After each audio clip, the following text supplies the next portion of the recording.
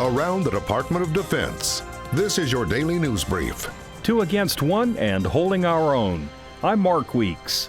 Military warfare and security is rapidly changing. Peer competitors are challenging U.S. military dominance, and the nation's top general says Russia is a prime example. What took place in the Sea of Azov is consistent with a pattern behavior that really goes back to Georgia, the Crimea, and then the Donbass and the Ukraine. What the Russians are really doing is testing the international community's resolve in enforcing the rules that exist. China is also challenging U.S. military dominance and is seeking to undermine America's network of allies in the Indo-Pacific region. They have focused on denying the United States the ability to project power into the Pacific and then operate freely across what we call all domains: sea, air, land, space, and cyberspace. China has developed capabilities in all of those domains that challenge us. The general is confident the U.S. can defend the homeland and our way of life, and says we can currently meet our alliance commitments and have a competitive advantage over any potential adversary.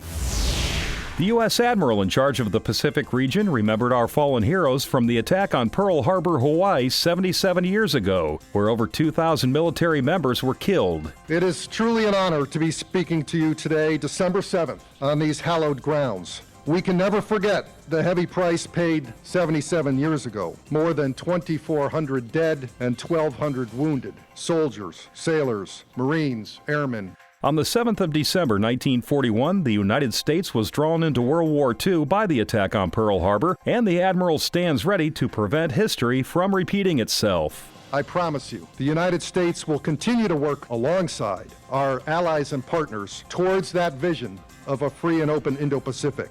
We will remain opposed to those who desire to lead a region that is closed and authoritarian. We cannot fail, and we will not fail.